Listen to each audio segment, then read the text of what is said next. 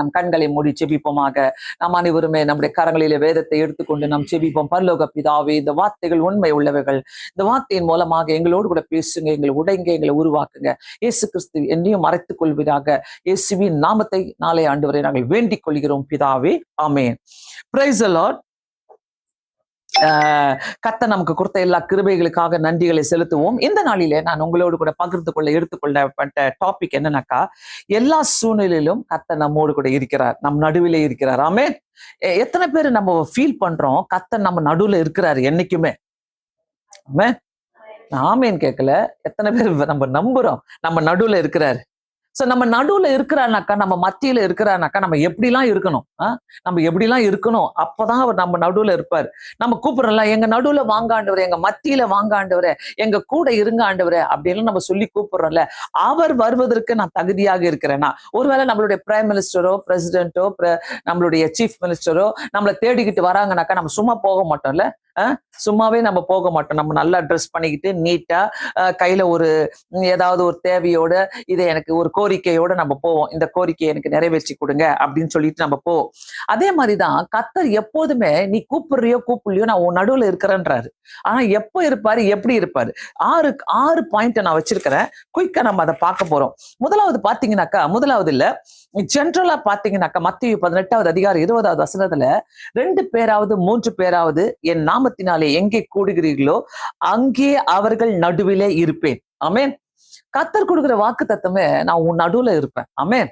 எனக்கு அந்த ரொம்ப பிடிச்சிச்சு. அந்த வார்த்தையை நான் பார்க்கும் போது, படிக்கும் போது, கேட்கும் போது, இந்த வார்த்தையை நான் எனக்குள்ள நான் ஃபீல் பண்ணும் போது ரொம்ப பிடிச்சிச்சு எனக்கு.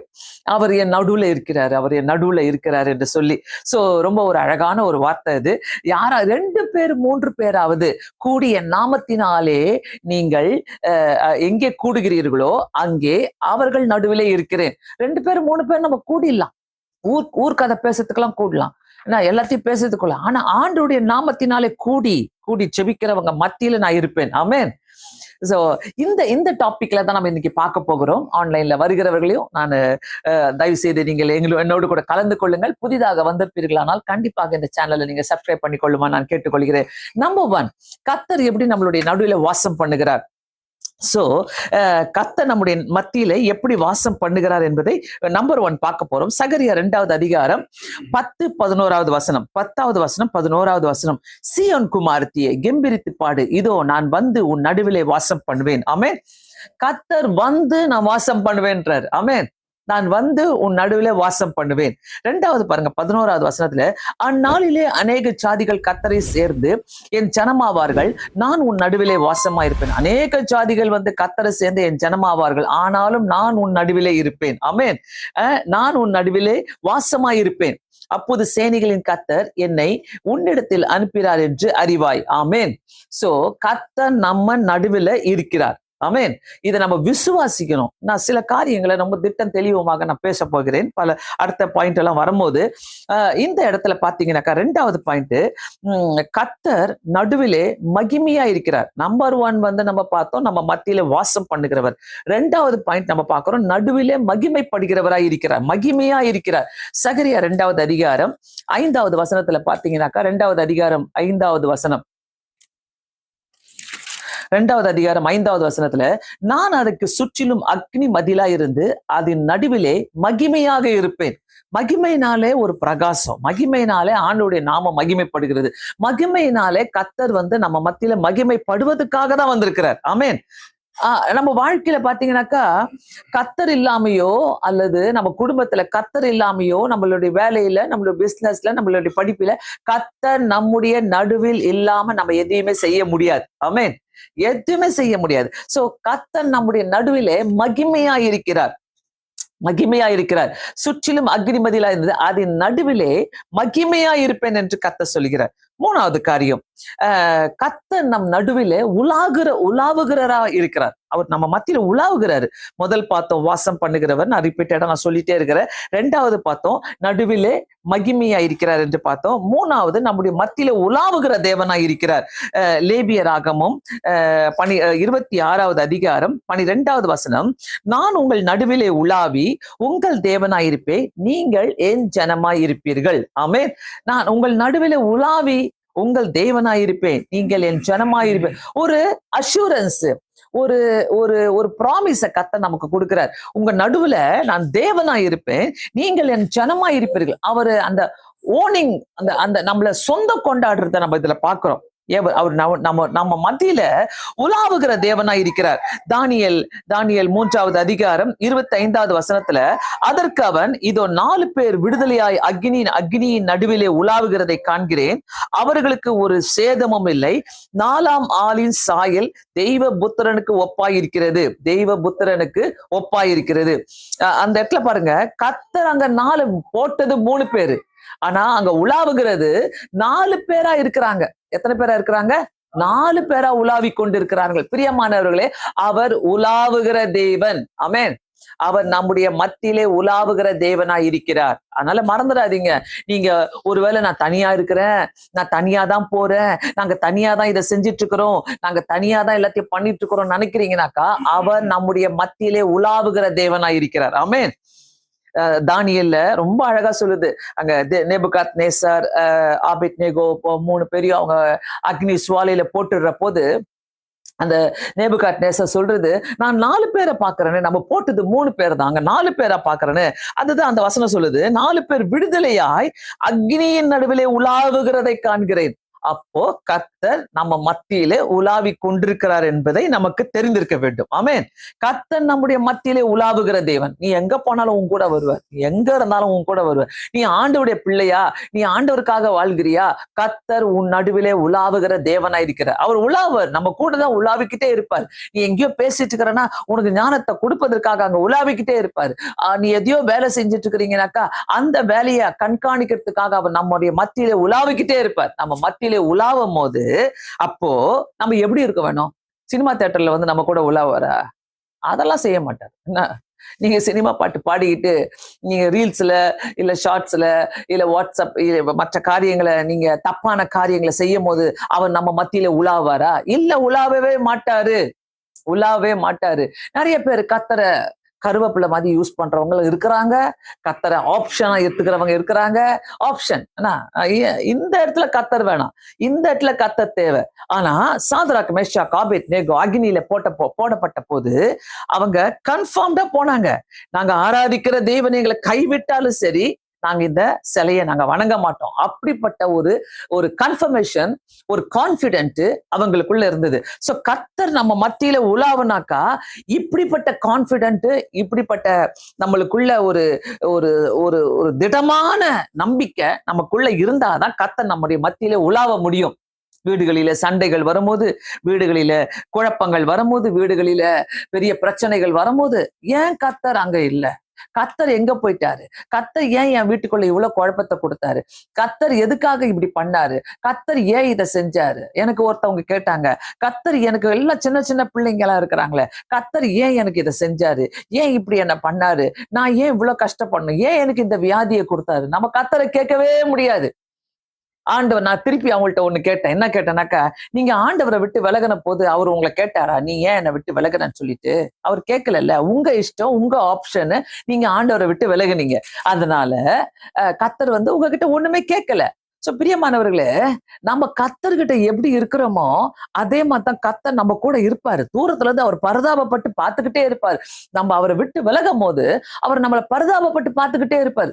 என்னை விட்டு நீ இவ்வளவு விலகுறிய, நீ என்னை விட்டு இவ்வளவு தூரம் போறிய, உனக்குதான் அடி இருக்குதுன்னு தெரியலையே, உனக்குதான் அது இருக்குதுன்னு தெரியல, நான் தான் உன்னுடைய நடுவுல உலாவி கொண்டிருக்கிற தேவனா இருக்கிறேன்னு. ஒரு சாத்ராக், மேஷாக், ஆபேத்நேகோ கூட அக்னியில உலாவர்னானாக்கா அப்போ கன்ஃபார்ம்டா எல்லாரு கூட அவர் உலாவி கொண்டிருக்கிற தேவனா இருக்கிறார். நம்ம நம்பணும், அவ்வளவுதான், நம்ம விசுவாசிக்கணும். நான் வெள்ளிக்கிழமை பேசும்போது ஒரு கிறிஸ்தவ வாழ்க்கை எப்படி இருக்க வேண்டும், அந்த கிறிஸ்தவ வாழ்க்கைக்குள்ள நான் எப்படி வாழ்ந்து கொண்டிருக்க வேண்டும் என்பதை பேசினேன். சோ ஒரு கிறிஸ்தவ வாழ்க்கை இப்படி ஆண்டவருக்குள்ள நான் வாழ்ந்து கொண்டிருக்கிறேனாக்கா கண்டிப்பாக நான் வந்து என் மத்தியில நான் செய்கிற காரியங்களின் மத்தியில ஆண்டவர் உலாவுகிற தேவனா இருக்கிறார். ஆமென்.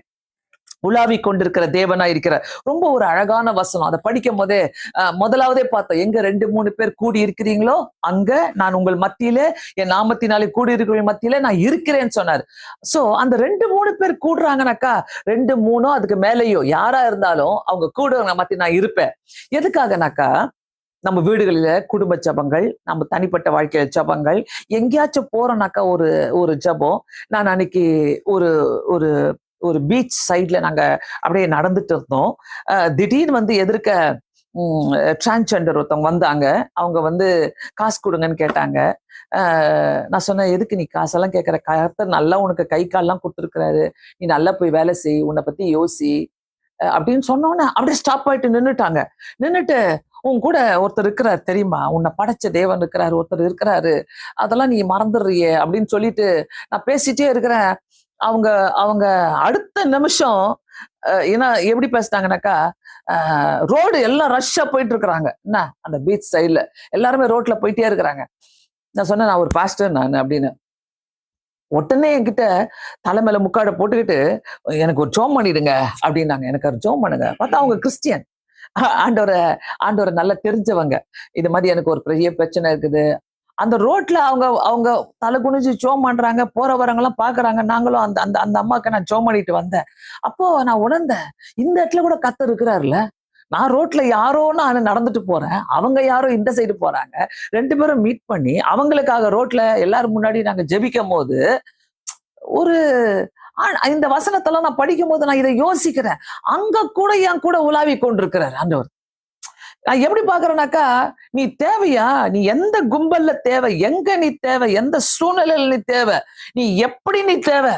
கர்த்தர் அந்த இடத்துல உன்னை பேச வைப்பார். பாசிட்டிவா பேச வைப்பார். பாசிட்டிவா நடக்க வைப்பார். பாசிட்டிவா உன்னை யோசிக்க வைப்பார். பாசிட்டிவா உன்னை எடுத்து உபயோகப்படுத்துவாரு. நம்மள வந்து கலகத்துக்கு எடுத்து உபயோகப்படுத்தவே மாட்டார். அங்க சாத்ராக், மேஷாக், ஆபேத்நேகோக்கு எந்த கலக்கமும் வரல. அங்க இருக்கும் போது அவங்க எந்த குழப்பத்தையும் பண்ணல. அவங்களுக்கு குழப்பம் பண்ணவங்க தான் குழப்பம் அடைஞ்சாங்க. அவங்கள தூக்கி நாங்க பாருங்க இவங்களை என்னது அக்னியில போடுறோம் அப்படின்னு சொன்னவங்களுக்கு தான் குழப்பம் ஆயிடுச்சு.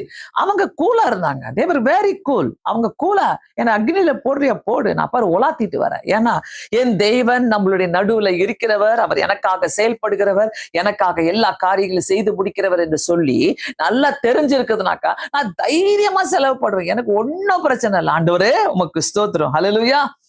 கிறிஸ்தவ வாழ்க்கைன்றது இதுதான் முக்கியமா கிறிஸ்தவ வாழ்க்கை. நீ எங்க அவருக்காக நிக்கிறியோ அவர் உன்னுடைய நடுவில உலாவி கொண்டு உனக்காக அவர் நிக்கிற தேவனாய் இருக்கிறார். ஆமென். மறந்துடாதீங்க. ரொம்ப கண்டிப்பாக. ஏன்னா அந்த லேவியர் ஆகமத்துல பாக்குறோம், நான் உங்கள் நடுவிலே உலாவி உங்கள் தேவனாயிருப்பேன். நான் உங்கள் நடுவிலே உலாவி உங்கள் தேவனாயிருப்பேன். சோ ஒரு முறை நீங்க கோவப்படும் போது, எரிச்சல் அடையும் போது, உங்க கோவத்தை நீங்க வெளிப்படுத்தும் போது, உங்களுடைய கெட்ட குணங்களை நீங்க வெளிப்படுத்தும் போது, எங்க கர்த்தர்? அப்ப எங்க கர்த்தர்? என் நடுவுல உலாவி கொண்டிருக்கிறாரா? என் நடுவுல இருக்கிறாரா? எனக்காக எதையாவது செய்து கொண்டிருக்கிறாரு? எங்கேயோ தூரம் போயிட்டாரு அவரு. அந்த நேரத்துல அவர் என் கூட இருக்கணும்னாக்கா கண்டிப்பாக எனக்குள்ளாக இப்படிப்பட்ட சிந்தனைகள் இருக்கும் போது கண்டிப்பா என்னுடைய வாழ்க்கையை கர்த்தர் ஆசீர்வாதமாக மாற்றி என்னை சந்தோஷமாக வைக்கிற தேவனாயிருக்கிறார். ஆமென். என் நடுவிலே உலாவி கொண்டிருக்கிறார். ஃபர்ஸ்ட் ஒன் நம்ம பார்த்தோம், என் நடுவிலே வாசம் பண்ணுகிறவர். 2வது பார்த்தோம், நடுவிலே மகிமையா இருக்கிறார். 3வது நாம் பார்த்தோம், நடுவிலே உலாவி கொண்டிருக்கிறார். 4வது காரியம், அவர் கர்த்தர் நம்முடைய நடுவிலே வல்லமை உள்ளவராயிருக்கிறார். ஆமென்.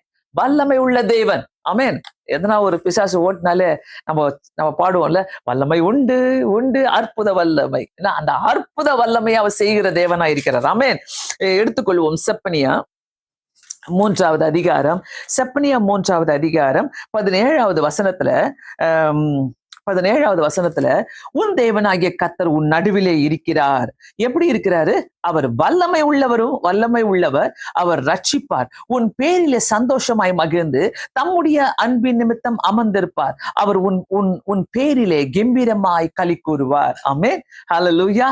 கண்டிப்பாக இந்த வசனத்தை வாசிக்கும் போது கர்த்தர் நம்முடைய நடுவிலே வல்லமை உள்ள தேவனாய் இருக்கிறார். ஹல்லேலூயா. உன் தேவனாகிய கர்த்தர் உன் நடுவிலே இருக்கிறார். இன்னைக்கு தீமை அதுதான். நம்முடைய நடுவிலே கர்த்தர் எப்பொழுதுமே இருக்கிறார். இந்த மாதம் முழுவதும் இருந்தார், இனிமேலும் இருக்க போகிறார். இந்த 4 மாதங்கள் கர்த்தர் நம்முடைய நடுவிலே இருந்தார். இனி வரப்போகும் நாட்களிலும் நம்மோடு கூட இருக்க போகிறார். ஆமென்.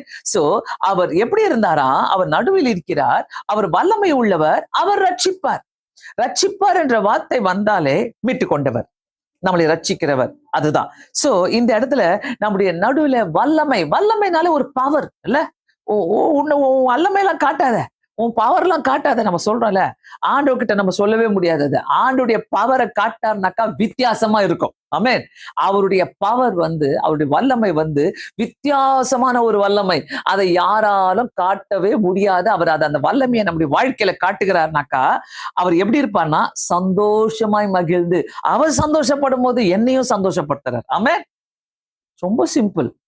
ஏன் நம்ம கிறிஸ்தவ வாழ்க்கையில இதெல்லாம் நம்ம சரியா அனுபவிக்க மாட்டோம்?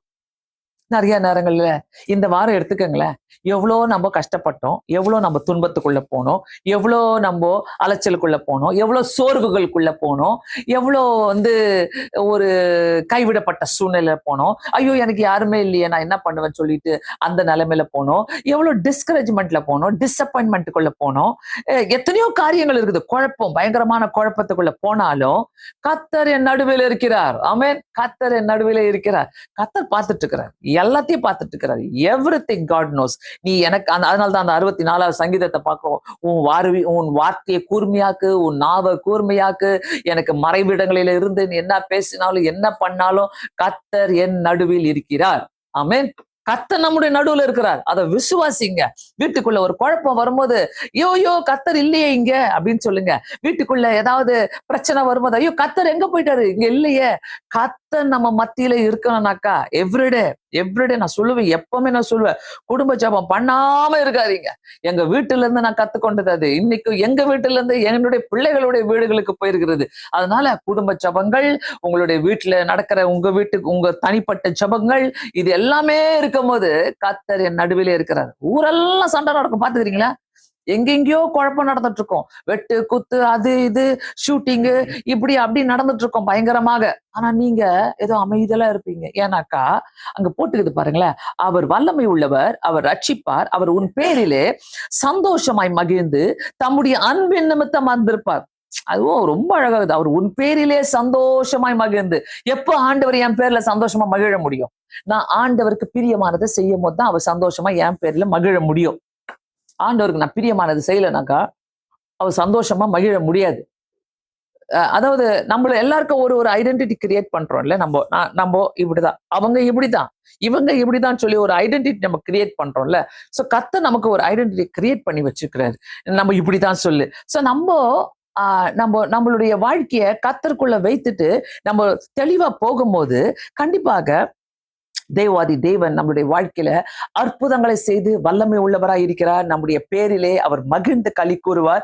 அன்பின் நிமித்தம் அமர்ந்திருப்பார். உன் பேரிலே கம்பீரமாய் களி கூறுவார். சந்தோஷமாய் இருப்பார், கம்பீரமாய் களி கூறுவார். ரொம்ப ஒரு அழகான வசனங்கள் பிரியமானவர்களே, மறந்துடாதீங்க. இப்படிப்பட்ட வசனங்கள்ல கர்த்தர் இந்த நாளிலே நமக்கு ஒரு வாக்குத்தத்தமாக தரும்போது நமக்கு அதிசயமான காரியங்களை செய்கிற தேவனாய் இருக்கிறார். ஆமென். 4வது காரியம், நம்மளுடைய நடுவிலே வல்லமை உள்ள தேவனா இருக்கிறார் என்று நம்ம பார்த்துட்டு இருந்தோம். செப்பனியா 3:17 வாசித்தேன். செப்பனியா 3:15 கர்த்தர் உன் ஆக்கினைகளை அகற்றி உன் சத்துருக்களை விலக்கினார். ஆமென். கர்த்தர் உன் ஆக்கினைகளை விலக்கி உன் சத்துருக்களை விலக்கினார். உன் சத்துருக்களை விலக்கினார். இஸ்ரவேலின் ராஜாவாகிய கர்த்தர் உன் நடுவிலே இருக்கிறார். இனி நீ தீங்கை காண்காதிருப்பாய். ஆண்டவர் நம்முடைய நடுவுல இருந்தா, இஸ்ரவேலின் ராஜா நம்மளுடைய நடுவில் இருந்தா, கர்த்தர் உன் நடுவில் இருக்கிறானாக்கா இனி தீங்கை காணாதிருப்பாய். ஆமென். ஆமென். எத்தனை பேர் தீங்கு அனுபவிக்கிறோம்? தீங்குன்னா என்னது? கெட்டது. ஒருத்தரும் நமக்கு செய்கிற கெட்டதுகள், நம்மளுடைய வாழ்க்கையில நம்ம மாட்டிக்கொள்கிற தீங்கான காரியங்கள். சோ இதெல்லாம் விட்டு நம்ம விலகி இருக்கணும்னாக்கா, தீங்கான காரியங்களை விட்டு நம்ம விலகி இருக்கணும்னாக்கா, இஸ்ரவேலின் ராஜாவாகிய கர்த்தர் நம்முடைய நடுவுல இருக்கணும். ஆமென். யாரு இருக்கணும்னு விரும்புறீங்களோ இல்லையோ, கர்த்தர் நம்ம நடுவுல இருக்கணும். நம்ம நிறைய பேர் இஷ்டத்துக்கு, ஐயோ அவங்க இருந்தா நல்லா இருக்கமே, இவங்க இருந்தா நல்லா இருக்கமே, நம்ம பேசும்போது நினைப்போம், அவங்களை கூப்பிட்டா நல்லா இருக்கமே, இவங்களை கூப்பிட்டா நல்லா இருக்கமே. நான் சொல்லுவேன், அவர் நடுவுல இருந்தா, இஸ்ரவேலின் ராஜா நம்ம நடுவுல இருக்கிறாருனாக்கா எல்லாமே சமாதானமா இருக்கும். எல்லாமே சமாதானமா இருக்கும். ஒரு இடத்துக்கு நீங்க பேச போறீங்க, ஒரு வீட்டுக்கு நீங்க போறீங்க, ஒரு காரியங்களுக்கு நீங்க எங்கேயோ போறீங்க, ஒரு 10 பேர் கூடி பேச போறீங்க, முன்னாடியே ஜெபம் பண்ணுங்க. நான் அப்படித்தான் பண்ணுவேன். முன்னாடியே ஜெபம் பண்ணுவேன். ஆண்டவரே, என் வாய்க்கு நீங்க கடிவாளத்தை போடுங்க. ஆண்டவரே, என்னுடைய வாயில வீணான வார்த்தை எதுவுமே வரக்கூடாது. இயேசு சுவாமி, நீங்க பாத்துக்கங்க, நீங்க கண்ட்ரோல்ல வைங்க எல்லாத்தையும். அப்படின்னு ஜெபிக்கும் போது கர்த்தர் நம்மளுடைய நடுவுல இருந்து தீங்கை காணாதபடி செய்வார். ஆமென். தீங்கை காணாதபடி செய்வார். பிரியமானவர்களே, இதுதான் கர்த்தர் நம்ம கிட்ட எதிர்பார்க்கிற ஒரு வார்த்தையாக இருக்கிறது. சோ இதை கேட்டுக்கொண்டிருக்கிறீங்கன்னாக்கா, கர்த்தர் நம்முடைய மத்தியில நம்முடைய நடுவில் இருக்கிற தேவனை கண்டிப்பாக விட்டுறாதீங்க. உன் சத்துருக்களை விளக்கினார். ஆமென். உன் ஆக்கினைகளை அகற்றி உன் சத்துருக்களை விளக்கினார். இஸ்ரவேலின் ராஜாவாகிய கர்த்தர் உன் நடுவிலே இருக்கிறார். ஹல்லேலூயா. எல்லா சூழ்நிலையிலும் குழப்பமான சூழ்நிலை வருதுனாக்கா அந்த ராஜா அங்க இல்ல. இஸ்ரவேலின் ராஜா அங்க இல்ல. ஒரு வீட்டுக்குள்ள ஒரு சண்டையான சச்சரவுகள் வருதுனாக்கா அந்த இடத்துல இஸ்ரவேலின் ராஜா அங்க இல்ல. சோ இஸ்ரவேலின் ராஜா அங்க இருக்கிறார்னாக்கா அவர் தீங்கை காண செய்ய விட மாட்டார். ஆமென்.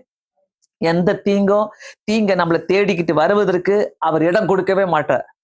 சோ நீங்க இதை கேட்டுட்டு இருக்கிறீங்கன்னாக்கா கண்டிப்பா இப்படிப்பட்ட வசனங்கள் நமக்கு இந்த நாளிலே நம்மளை உறுதிப்படுத்துகிற வசனங்களா இருக்கட்டும், நம்மளுடைய விசுவாசத்தை உறுதிப்படுத்துகிற வசனங்களாக இருக்கட்டும்.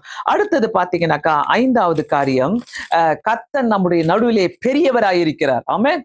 இன்னைக்கு தீமை பாத்தீங்கன்னா கர்த்தர் நம்ம நடுவுல இருக்கிறாரு, ஆனா பெரியவராயிருக்கிறார். இந்த 5வது காரியம். முதலாவது நம்ம பார்த்தோம், அவர் வாசம் பண்ணுகிற தேவனாயிருக்கிறார், நம்முடைய நடுவிலே மகிமையா இருக்கிறார், நம்முடைய நடுவிலே உலாவுகிற தேவனாயிருக்கிறார். நம்முடைய 4வது காரியம், நம்முடைய நடுவிலே வல்லமை உள்ளவராயிருக்கிறார். 5வது காரியம், நம்முடைய நடுவிலே பெரியவராயிருப்பார். ஏசியா 12வது அதிகாரம் 6வது வசனம், சீயோனிலே வாசமாயிருக்கிறவர்களே நீ சத்தமிட்டு கம்பீரி, இஸ்ரவேலின் கர்த்தர் உன் நடுவிலே பெரியவராயிருக்கிறார். ஆமென். இஸ்ரவேலின் கர்த்தர் உன் நடுவிலே பெரியவராயிருக்கிறார். கண்டிப்பாக அந்த தேவனை பிடித்து கொண்ட ஒருத்தருக்குமே தீங்கு வந்தாலும் விடுவிக்கிற தேவனாயிருக்கிறார். அவர் சீயோனிலே வாசமாய் நீ சத்தமிட்டு கம்பீரி, இஸ்ரவேலின் பரிசுத்தர் உன் நடுவிலே பெரியவராயிருக்கிறார். அந்த பெரிய தேவனுக்கு நம்ம இடம் கொடுக்கிறோம்னாக்கா எல்லாத்தையும் அவர் பார்த்துக் கொள்வார். ஆண்டவரே, ஒரே வார்த்தை, எனக்கு தெரியாது ஏசப்பா, என்னை இப்படி பண்றாங்க, எனக்கு இப்படி சொல்றாங்க, எனக்கு விரோதமா இப்படி எழும்புறாங்க, எல்லாத்தையும் நீங்க பாத்துக்கங்க. ஹெட்டேக்குன்னு சொன்னா ஒரு மாத்திரை சொல்லிடுவோம், ஜுரம்னு சொன்னா டோலோ, உடனே வயிற்று வலியா இந்த மாத்திரை, தலைவலியா இந்த மாத்திரை. ஆனா நான் சொல்லுவேன், நம்மளுக்கு ஏதாவது ஒரு குழப்பங்கள் பிரச்சனைகள் வருதா, கர்த்தர் நமக்கு நம்மளுடைய நடுவிலே பெரியவராயிருக்கிறார், வல்லமை உள்ளவராயிருக்கிறார், வாசம் பண்ணுகிற தேவனாயிருக்கிறார், கிரியை செய்கிற தேவனாயிருக்கிறார். அதனால்தான் இந்த வாக்கு தத்தங்கள் எல்லாம் இன்னைக்கு நமக்கு கொடுத்து ஒரு ரிமைண்டராக நம்மளோடு கூட பேசி கொண்டிருக்கிற தேவனாயிருக்கிறார். சோ 5வது காரியம், நடுவிலே பெரியவராயிருக்கிறார். ஆமென். பெரியவராயிருக்கிறார். அதாவது தானியேலை சிங்க கெபில போட்ட பொழுது எல்லாரையும் அப்படியே அசத்த விட்டார் ஆண்டவர். அடுத்த நாள் ராஜா எழும்பி, தூக்கம் வராம எழும்பி வராரு. அந்த கெபியில போய் பாருங்க, அவர் என்ன பண்ணிட்டு இருக்கிறாரு? அவர் ஜபம் தான் பண்ணிட்டு இருக்கிறாரு, வேற ஒண்ணும் பண்ணிட்டு இல்ல. அங்க ஜபம் பண்ணிக்கிட்டு அந்த இடத்துல அவரு அங்க இருக்க போது தானியேலே போய் கூப்பிடுறாரு. ரொம்ப அழகா இருக்கும் அந்த படிக்கும் போது, அந்த தானியேல் அந்த அதிகாரங்களை படிக்கும் போது தானியேலே போய் கூப்பிடும் போது அவரு ராஜாவே நீர் வாழ்க என்று சொல்வாரு. ரொம்ப ஆச்சரியமா, நான் ஒரு தடவை பேசியிருக்கிறேன் இதை பத்தி. ராஜாவே நீர் வாழ்க, வந்துட்டான், நம்மளாந்தான் வந்துட்டான்டா, என்ன நம்மளை கொல்றதுக்கு வந்துட்டான், நம்மளை அடிக்கிறதுக்கு வந்துட்டான், இவனை என்ன பண்றேன் பாரு, இவன் என்ன செய்யறேன் பாரு, அப்படிதான் நம்ம பேசியிருப்போம். ஆனா அவரு ராஜாவே நீர் வாழ்க சொல்றாரு. சோ அது மாதிரி கர்த்தர் என்னைக்குமே அந்த அந்த இரவு ஃபுல்லா அவரை விட்டுட்டு போயிட்டாங்க. காலையில தான் ராஜா வராரு தானியேலை பாக்குறதுக்கு. அந்த இரவு ஃபுல்லாவே தானியேல் சிங்கம் கூட தான் இருக்கிறாரு. அந்த சிங்கங்களும் வாயை மூடிக்கிட்டு அமைதியா இருந்துச்சு. அப்ப யோசிச்சு பார்க்கும் போது யாருமே இல்ல. ஆனா கர்த்தர் உன்னை விட்டு விலகி போனாரா? இல்ல.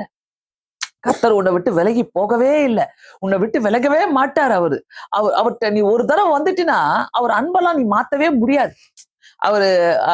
எனக்கு எப்படி தோணும்னாக்கா, ரோட்ல போற நாய்க்கோ ஏதாவது நீங்க ஒரு பிஸ்கெட்டை போட்டுருங்களேன், அடுத்த நாள் நீ வர வரைக்கும் அதே டைம்ல அங்க காத்துன்னு உட்காந்துட்டு இருக்கோம். பாத்துக்கிறீங்களா? நிறைய பேரு, நானும் புஷ்பமாவும் காலையில பேசிட்டு இருந்தோம் அதுங்களுடைய அன்பை பத்தி. ஏன்னா ரொம்ப அன்புள்ளதுங்க. ஒரு பிஸ்கெட்டை போட்டாலே அடுத்த நாள் நீ எப்போ வருவேன்னு சொல்லி அதுங்க காத்துட்டு இருக்குங்க. அது மாதிரி கத்தருக்காக நம்ம காத்துட்டு இருக்கணும். ஆண்டவர் எப்போ வருவாரு, என்னை மீட்டுக்கொள்ள எப்போ வருவாரு, என்னை ரட்சித்துக்கொள்ள எப்போ வருவாரு, என் மத்தியில வாசம் பண்ண எப்போ வருவாரு. அப்படிப்பட்ட தேவன். நிறைய பேருடைய வாழ்க்கையில நிறைய சோர்வுகளுக்கு மத்தியில போகும்போது, ஆண்டவரே நீங்க என்ன விட்டு விலகல, நீங்க என் மத்தியில இருக்கிறீங்க, என் கூட இருக்கிறீங்க, எனக்கு பெரிய காரியங்களை செஞ்சுட்டு இருப்பீங்க சொல்லும் போது கண்டிப்பாக நம்முடைய நடுவில உலாவுகிற தேவனாய் இருக்கிறார். 6வது காரியம், கடைசியாக கடைசியாக கர்த்தர் நம்முடைய நடுவில பரிசுத்தவனாயிருக்கிறார், பரிசுத்தராயிருக்கிறார். பைபிள்ல சொல்லுது இல்ல, நான் பரிசுத்தரா இருக்கிறது போல நீங்களும் பரிசுத்தராயிருங்கள். அதுல ஓசியா 11வது அதிகாரம் எடுத்துக்கொள்வோம். ஓசியா 11வது அதிகாரம் 9வது வசனத்துல நீங்க பாத்தீங்கன்னாக்க 9வது வசனம், என் உக்கிர கோபத்தின்படியே செய்ய மாட்டேன், எப்ராயிமை அழிக்கும்படிக்கு திரும்ப மாட்டேன், ஏனென்றால் நான் மனுஷன் அல்ல தேவனாய் இருக்கிறேன், நான் உன் நடுவில் பரிசுத்தர் ஆகையால் பட்டணத்துக்கு விரோதமாக வரேன். எவ்வளவு அழகா சொல்ற பாருங்களேன். அவரு வித்தியாசத்தை உண்டு பண்ணி பேசுறாரு பாருங்களேன். அந்த இடத்துல ஒரு வித்தியாசத்தை உண்டு பண்ணி பேசுறாரு. நடுவிலே பரிசுத்தராய் இருக்கிறார். அந்த வசனத்துல என் உக்கிர கோபத்தின்படியே செய்ய மாட்டேன். நமக்கு உக்கிர கோபம் வந்தா, பயங்கரமான கோபம் வந்தா என்ன செய்யறனே தெரியாதுல, என்ன பேசுறனே தெரியாதுல. நிறைய நேரங்களில ஆண்டவர் சொல்றாரு பாருங்க, எனக்கு ரொம்ப கோபம் தான் உன் மேல, நீ இப்படி என்னை விட்டு விலகி போயிட்ட, எனக்கு கோபம் தான், நீ இப்படி எல்லாம் செஞ்சது எனக்கு கோபம் தான், ஆனா நான் என்னுடைய உக்கிர கோபத்தின்படி நான் வர மாட்டேன். அல்லேலூயா. எப்படி ஒரு தேவன்! அவர்கிட்ட இருந்து கத்துக்கிற காரியங்கள் நிறைய இருக்குது, நிறைய இருக்குது நம்முடைய வாழ்க்கையில. என்னுடைய உக்கிர கோபத்தின்படி செய்ய மாட்டேன், எப்ராயிமை அழிக்கும்படி திரும்ப மாட்டேன். பாருங்க, ஏன்னா ஒருத்தரும் அழியக்கூடாதுன்றது அவருடைய கருத்து, அவருடைய கண்ணோட்டமா இருந்தது.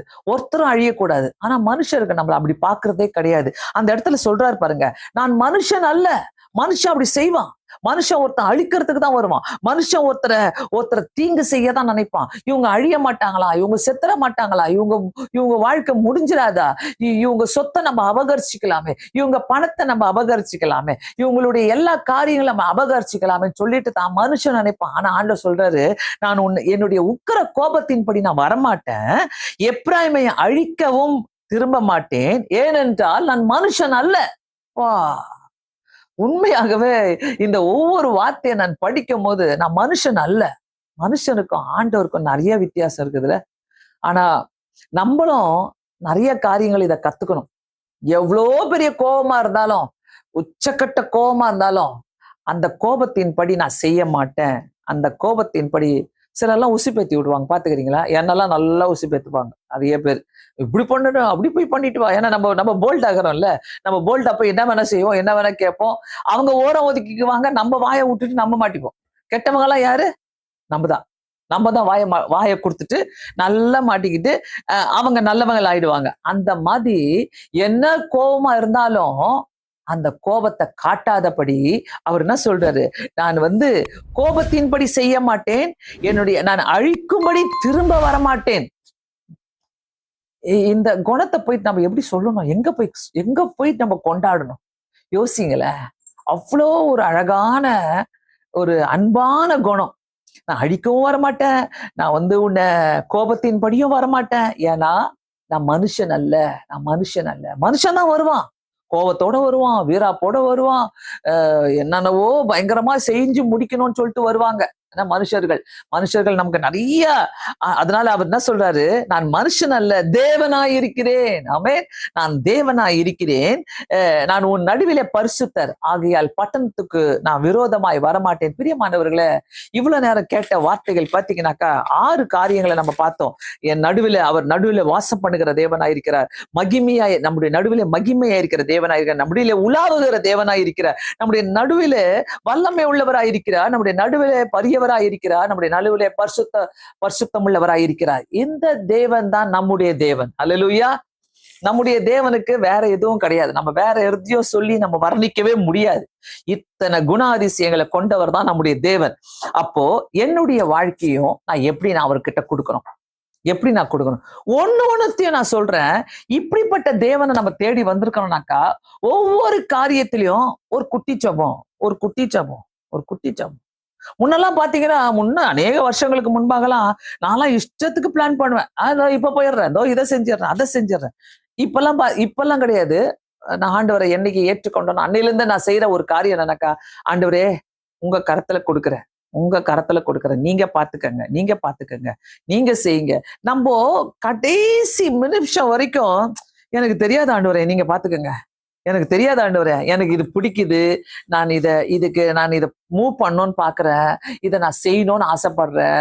உங்க நாம மகிமை பண்ணணும்னு ஆசைப்படுறேன். நீர் வல்லமை உள்ளவராய் என் வாழ்க்கையில வரணும்னு ஆசைப்படுறேன்.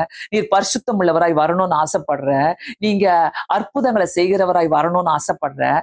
அதனால உங்க கையில குடுத்துடுற ஆண்டவரே, நீங்க என்ன செய்றீங்களோ நம்ம எண்ணி எண்ணி பாக்குறதுக்கு மேலாக தான் செய்வார் அவர். ஆமென். நம்ம எண்ணுகிறதுக்கும் மேலாக செய்கிற தேவன். பிரியமானவர்களே, ஆன்லைன்ல யார் யாரெல்லாம் பார்த்து கொண்டிருக்கிறீங்களோ கண்டிப்பாக ஒரு கஷ்டத்தோடு, ஒரு திகிலோடு, ஒரு பயத்தோடு, நான் என்ன செய்ய போறேன் என்ற ஒரு ஆதங்கத்தோடு பாக்குறீங்கன்னாக்கா, ஒரே ஒரு காரியம்தான். அவர் பரிசுத்தம் உள்ளவர். அவர் மனுஷன் அல்ல, அவர் தேவனாயிருக்கிறார். அவர் நம்ம மத்தியில உலாவுகிற தேவனாயிருக்கிறார். அந்த தேவனை என்னைக்குமே விட்டுறாதீங்க. கிறிஸ்தவ வாழ்க்கை என்பது அவர் கையை பிடிச்சிட்டு நடக்கிறது தான் கிறிஸ்தவ வாழ்க்கை. அவரோடு கூட நடப்பது தான் கிறிஸ்தவ வாழ்க்கை. அவர் கூட அவர் நம்ம மத்தியில உலாவுகிறாருனாக்கா, நாம அவர் மத்தியில உலாவுகிறதா ஒரு கிறிஸ்தவ வாழ்க்கை. அநேக எக்ஸ்பீரியன்ஸை நம்ம சொல்ல முடியும் நம்மளுடைய வாழ்க்கையில. எங்க போனாலும், எந்த இடத்துல போனாலும், ஆண்டவரே எனக்காக ஒரு ஆயத்தப்படுத்தி வச்சிருக்கிறீங்களே, எனக்காக எதையும் ஆயத்தப்படுத்தி வச்சிருக்கிறீங்க, எனக்காக செய்து முடிப்பவர், எனக்காக யாவையும் செய்து முடிப்பவர், அப்படி சொல்லிக்கிட்டே போங்களேன். கர்த்தர் நமக்காக பெரிய காரியங்களை செய்வாரு. அதாவது நம்ம சோர்ந்து போனோம், நம்ம கஷ்டப்படணும், நம்மளுக்கு இல்ல, என்னால முடியாது, என்னால செய்ய முடியாது என்ற அந்த அந்த வார்த்தையெல்லாம் டெலிட் பண்ணி தூக்கி போடுங்க. அந்த வார்த்தையெல்லாம் டெலிட் பண்ணி தூக்கி போடுங்க. எனக்கு முடியாது, எனக்கு கஷ்டம், இதை பண்ண முடியாதெல்லாம் தள்ளி விடுங்க. இதெல்லாம் தள்ளி விட்டுட்டு எனக்கு முடியும், நான் செய்வேன். சில இடங்களில சாத்தான் நம்மளை கட்டி போட்டு வச்சிருக்கிறான். நம்மளை கட்டி அதே இடத்துல வச்சிருக்கிறானாக்கா, அவனுக்கு அந்த இடத்துல நீ இருக்கணும்னு ஆசை. நீ அந்த இடத்த விட்டு நீ போயிட்டினாக்கா நீ வெளியே வர முடியாது. நீ அந்த இடத்துலதான் இருக்கணும், நீ அப்படியேதான் கஷ்டப்படணும் சொல்லி உன்னை ஒரு கடிவாளத்தை போட்டு ஒரு ஃபோக்கஸ் பண்ணி அதையே பார்த்து வச்சிருக்கான். அதனால உன்னால நீ அதே பார்த்துட்டு இருக்கும் போது, ஒரு சின்ன காரியங்களே பார்த்துட்டு இருக்கும் போது உங்களால பெருசா எதுவுமே யோசிக்க முடியாது. ஏன் பெருசா யோசிக்க முடியல நீங்க நினைக்கிறீங்களா? என்னாலலாம் முடியாது பாஸ்டர், என்னாலலாம் இதெல்லாம் நினைச்சு பார்க்க முடியாது பாஸ்டர், என்னாலலாம் முடியாது. அந்த வார்த்தையெல்லாம் நம்ம வாழ்க்கையில கிடையாது. ஆமென். அந்த வார்த்தைலாம் நம்மளுடைய வாழ்க்கையில வரக்கூடாது. நான் கண்டிப்பா சொல்லுவேன், இந்த இடத்துல யாரா இருந்தாலும், எங்க இருந்து பார்த்துட்டு இருக்கா இருந்தாலும், என்னால முடியலையே, எனக்கு இப்படி இப்படி இப்படி என்னால யோசிக்க முடியலையே, என்னால பெரிய காரியத்தை செய்ய முடியலையே, இவ்வளவு பார்த்தோம். நம்மளுடைய மத்தியிலே உலாவுகிற தேவன், அவர் பரிசுத்தம் பண்ணுகிற தேவன், அவர் வல்லமை உள்ளவராய் இருக்கிறார். அதிசயங்களை செய்து கொடுக்கிற தேவனாய் இருக்கிறார். இப்படிப்பட்ட தேவன் நம்ம மத்தியில இருக்கும் போது அவருக்கெல்லாம் எல்லாமே ரொம்ப லேசான காரியங்க, ரொம்ப லேசான காரியம். நீங்க எடுத்திருக்கிற ஒவ்வொரு பிரச்சனை பாத்தீங்கன்னா, உங்களுடைய பிரச்சனை, உங்க தேவைகள், உங்களுடைய ஒவ்வொரு காரியமும் அவருக்கு லேசான காரியம். நம்மளுக்குதான் மலை மாதிரி இருக்கும். நான் இந்த வசனத்தை நேத்து முந்தா நேத்து நான் சொல்லிக்கிட்டு இருந்தேன். மலைகள் விலகினாலும், பர்வதங்கள் நிலை பெயர்ந்தாலும் என் கிருபை உன்னை விட்டு விலகாதுன்னு சொல்றாரு. மலையை அதெல்லாம் விலக முடியுமா? மலையே விலகுமா? ஆண்டவர் சொல்றாரு, மலைகள் விலகினா கூட, பர்வதங்கள் நிலை பெயர்ந்தாலும் என் கிருபை உன்னை விட்டு விலகாது. அதான் நம்மளுடைய தேவன். எங்கன்னா கைவிட்டு இருக்கிறாரா? எந்த இடத்துலனா அவரை நோக்கி பார்க்கும் போது எங்கன்னா கைவிட்டு இருக்கிறாரா? அவரை நோக்கி கூப்பிடும் போது எங்கன்னா கைவிட்டு இருக்கிறாரா? கைவிட்டதே கிடையாது. எந்த இடத்துலயுமே கைவிட்டதே கிடையாது. ஒரு நாளும் நம்மளை வெட்கப்படுத்தவும் மாட்டாரு. ஒரு நாளும் யாருக்கு முன்னாடியும் நம்மளை கேவலப்படுத்தவும் மாட்டாரு. அப்படிப்பட்ட தேவன். ஒரு தடவை நீங்க அவரை ஏத்துக்கிட்டீங்களா? ஒரு தடவை அவர் ருசி பார்த்தீங்களா? அவர் பின்னாடியே ஓடுங்க. ஒரு சின்ன ஒரு குழந்தைய போல தாய் பின்னாடியே ஓட பாருங்க. அந்த மாதிரி நம்ம அவர் பின்னாடியே ஓடணும். எசப்பா, அடுத்தது என்ன செய்ய போறீங்க? அடுத்தது என்ன அற்புதம்? ஆண்டவர் ஏதோ ஒண்ணு சைலண்டா பண்ணிட்டு இருக்கிறாரு, சைலண்டா இருக்கிறாருனாக்கா எனக்காக எதையோ செஞ்சிட்டு இருக்கிறாரு தான். அதே நேரத்துல ஏதோ ஒரு உணர்த்தி காட்டிட்டு இருக்கிறாருன்னு அர்த்தம். நல்லா புரிஞ்சுக்கங்க. இந்த ரெண்டு காரியத்தையும் நம்ம புரிஞ்சுக்கணும். ஒண்ணு, எனக்காக அவர் எதையோ செய்து கொண்டிருக்கிறாரு ஒரு உயர்வுக்காக. இன்னொன்னு, எனக்காக அவரு என்னை உணர்த்தி காட்டி கொண்டிருக்கிறார். நீ இதெல்லாம் செய்யணும், நீ இதெல்லாம் மறந்துட்ட, நீ இப்படிதான் இருந்த, நீ இவ்வளவு நல்லா ஜெபம் பண்ணிட்டு இருந்த, நீ இவ்வளவு நல்லா பைபிள் வாசிச்சுட்டு இருந்த, அதனால நானு உனக்கு இந்த டைமை கொடுத்துருக்கிற, நீ யோசிச்சுட்டு என் பின்னாடி வா. சோ நம்மளுடைய சொந்த சிந்தனைகளா, கர்த்தருடைய ஆசீர்வாதங்களா? எது வேணும்? யோசித்து பாருங்க. நம்முடைய சொந்த சிந்தனைகளா, கர்த்தருடைய ஆசீர்வாதமா? எது வேணும்? கர்த்தருடைய ஆசீர்வாதம் வேணும்னாக்கா நீ பின்னாடியே ஓடு. அவர் என்ன சொல்றாரோ செய். அவர் என்னைக்குமே உன்னுடைய சிந்தனைகளை விட அதிகமா செய்கிறவர். நீ ஆசைப்படுகிறத விட அதிகமா செய்கிறவர். சில நேரங்களில நம்ம குட்டியா யோசித்து வச்சிருப்போம். அந்த குட்டி யோசனைய அவருக்கு என்ன இத போய் யோசிக்கிறிய, இத போய் செலக்ட் பண்றிய, இத போய் நீ எடுத்துக்கிறிய, இத போய் நீ யோசிக்கிறிய, இதெல்லாம் ஒண்ணுமே இல்லையே, இதுக்கு மேலதான் நான் உனக்கு யோசித்து வச்சிருக்கிறேன். சோ நம்ம யோசனையா அவருடைய ஆசீர்வாதமா? எது முக்கியம்? அவர் நம்முடைய நடுவிலே வாசம் பண்ணுகிறவராய் இருக்கிறார் என்றால் நமக்காக பெரிய காரியங்களை செய்ய வல்லவராய் இருக்கிறார். அதனால்தான் பவுல் அடிகளார் சொல்றார், மேலானவைகளை சிந்தியுங்கள். ஆமென். மேலானவைகளை சிந்தியுங்கள் என்றார். அந்த மேலானவைகளை நம்ம யோசிக்கும் போது கர்த்தர் மேலானவைகளை செய்ய வல்லவராய் இருக்கிறார். நிறைய நேரங்களில நம்ம மறந்துடுறோம், நம்மளுடைய வாழ்க்கையில மறந்துடும். அந்த பிராக்டிக்கல் லைஃப்ல நம்மள இதெல்லாம் கொண்டு வர மாட்டோம். அவர்கிட்ட போனா அவர் ரொம்ப லேட்டா சொல்லி தருவாரு, அவர்கிட்ட போனா ரொம்ப லேட்டா செய்வாரு, அவர்கிட்ட போனா நம்ம காத்து இருக்கணும், அவர்கிட்ட போனா உபவாசம் இருக்கணும், அவர்கிட்ட போனா ஜெபம் பண்ணணும், அவர்கிட்ட போனா பக்தியா இருக்கணும், அவர்கிட்ட போனா நம்ம சீரியல் பார்க்க முடியாது, அவர்கிட்ட போனா நம்ம சினிமா பார்க்க முடியாது, அவர்கிட்ட போனா நம்ம இதுக்கெல்லாம் கண்ட்ரோல்ல வைக்கணும். இதுக்கு பயந்துக்கினே நிறைய கிறிஸ்தவங்க பக்தியா இருக்கிறது இல்ல, பக்தியா வரமாட்டுறாங்க. ஏன் பக்தியா வர மாட்டாங்கன்னா கொஞ்சம் ஓரம் ஒதுங்கி போயிடுவாங்க. என்ன, கொஞ்சம் ஜெபம் பண்றீங்களா பார்த்தாலே ஓரம் ஒதுங்கி கட்டுவாங்க. சிலரை பாத்துக்கிறீங்களா, கொஞ்சம் ஜெபம் பண்றவங்கள பார்த்தாலே ஐயோ வேணாம் வேணாம் வேணாம் அப்படின்னு ஓடிடுவாங்க. ஜெபம் பண்றவங்கள பார்த்தா பேசுறது கஷ்டம். ஐயோ அதெல்லாம் பாக்கியங்க. ஜெபிக்கிறவங்களோடு கூட பேசுங்க, ஜெபிக்கிறவங்களோடு கூட ஐக்கியம் வச்சுக்கொள்ளுங்க, ஜெபிக்கிறவங்களோடு கூட நல்லா இருக்கும் போது கர்த்தர் உங்களை அதிகமாய் பலப்படுத்துகிற தேவனாய் இருக்கிறார். ஹல்லேலூயா. ஒவ்வொரு இடத்துலயுமே. அதனால நம்ம நடுவில் இருக்கிறார் என்றால் அவரை யூஸ் பண்ணிக்கங்க, அவரை உபயோகப்படுத்திக் கொள்ளுங்க. ஒவ்வொரு நேரமும் ஒவ்வொரு நிமிஷமும் அவரை உபயோகப்படுத்திக் கொள்ளுங்க. இல்லை என்றால் ரொம்ப பாடுகள் அனுபவிக்கணும். நம்மெல்லாம் ஒருவேளை ஆண்டவர் நம்மள அக்னியில போட்டா எப்படி இருக்கும்? சாத்ராக் மேஷாக் ஆபேத்நேகோ போல நம்மளுக்கு அந்த விசுவாசம் இருக்குதா? நானும் அதே மாதிரி வருவேன், என் முடி கருகாம கூட நான் வருவேன். ஒருவேளை நம்மள சிங்க கபில போட்டாங்கன்னாக்கா நம்ம உயிரோட வருவோமா? அந்த விசுவாசம் இருக்குதா? ஐயோயோ என்னை விட்டுருங்கப்பா, இயேசுவே எனக்கு வேணான்ட்டு நிறைய பேர் ஓடிடுவாங்க. ஐயோ எனக்கு வேணவே வேணாம், நான் ஏன் சிங்க கபில போகணும், நான் ஏன் இவ்வளவு பக்தியா இருக்கணும்? சோ பக்தியா உங்களுடைய ஆசீர்வாதமா எது வேணும்? ஆண்டவரே நான் பக்தியா இருந்தாதான் இப்படிப்பட்ட ஆசீர்வாதங்களை எனக்கு கொடுப்பீங்க. சோ இப்படிப்பட்ட எண்ணங்களுக்குள்ள நம்ம போகும்போது கண்டிப்பாக கர்த்தர் நம்முடைய வாழ்க்கையில பெரிய அதிசயங்களை செய்கிற தேவனாய் இருக்கிறார். விட்டுறாதீங்க. என்னைக்கோ ஏற்றுக்கொண்டனே மறந்துட்டீங்கன்னா ஆண்டவரை திருப்பி வாங்க, ஆண்டவர்கிட்ட திருப்பி வந்துகிட்டே இருங்க. ஒவ்வொரு நாளும் வருத்தப்பட்டு பாரம் சுமக்கிறவர்களே நீங்கள் எல்லாரும் என்னிடத்தில் வாருங்கள், நான் உங்களுக்கு இளைப்பாறுதல் தருவேன். அவர் மட்டும்தான் இளைப்பாறுதல் தர முடியும். எதுக்கு நம்ம ஆண்டவர்கிட்ட கிட்ட உட்கார்ந்துட்டு இருக்கிறோம் இன்னைக்கு? இளைப்பாறுதல்னா என்னது? Peace of mind. அந்த பீஸ், அந்த பரிபூர்ணமான சமாதானத்தை கொடுக்கிறவர். ஆமென். நீ வேணான்னா உனக்கு வேணாம் தரமாட்டாரு, உனக்கு வேணான்னா அவர் தருவாரு. That's all. அவர் சிம்பிள்.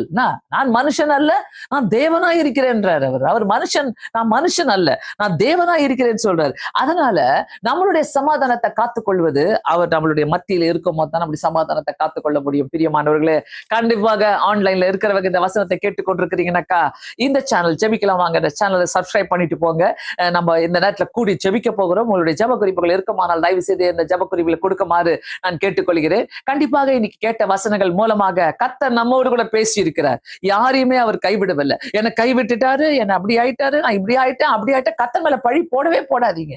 அவர் சொல்றாரு, நான் மனுஷன் அல்ல, நான் தேவனாய் இருக்கிறேன், உன் நடுவில வாசம் பண்ணுகிற தேவன் என்று சொல்றாரு, உன் நடுவில அற்புதங்களை செய்கிற தேவன் என்று சொல்ற, உன் நடுவில வல்லமையா இருக்கிறவர் என்று சொல்றாரு, உன் நடுவில நான் அநேக காரியங்களை உனக்காக செய்வேன் என்று சொல்கிற தேவனை கைவிட்டுறாதீங்க. கண்களை மூடி நாம் அப்படியே ஜெபிப்போம்.